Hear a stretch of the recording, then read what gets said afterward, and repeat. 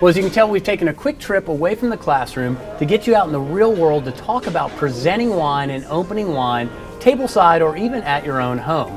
And well, some things are beyond my scope, so we brought in an expert, our master sommelier.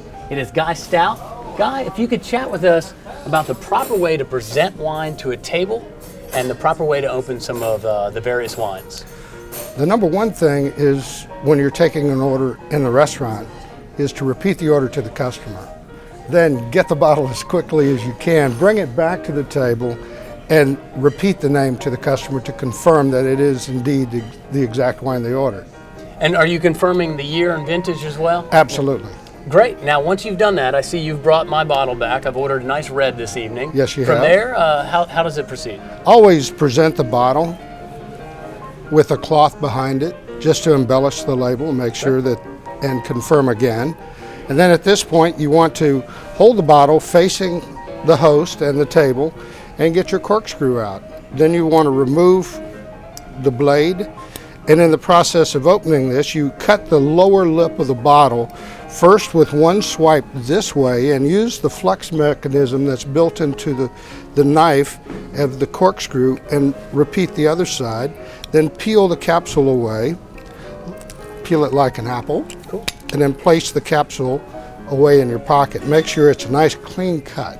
Now, I've noticed through the whole process the label's still facing me. It's very important that I get to watch my label. I see the wine the whole time. Correct. You don't want to spin the bottle around and around, especially not on the table and spin it around.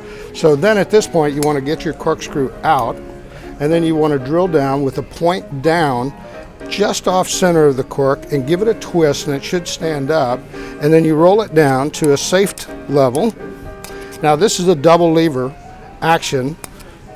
You want to use this, and this is where most people mess up, is they don't use the flex mechanism built into the corkscrew. Tilt it back, place the first lip down, reinforce the back side of the lever, and make sure it comes out straight. Use the second lift to finish the motion. Then you want to pull the cork, wipe the top of the bottle, present the cork to the customer. All service is on the right-hand side. Now, I like placing the cork on either a cocktail napkin or use a bread and butter plate to place it.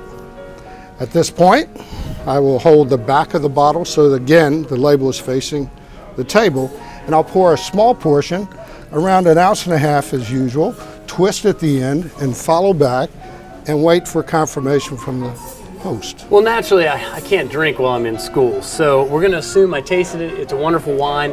What are the etiquette rules about then pouring for the table? After the initial approval from the host or hostess, you serve ladies first, clockwise around the table, then the gentleman, and always finish with the host or hostess. They're the first to taste, they're the last to be served.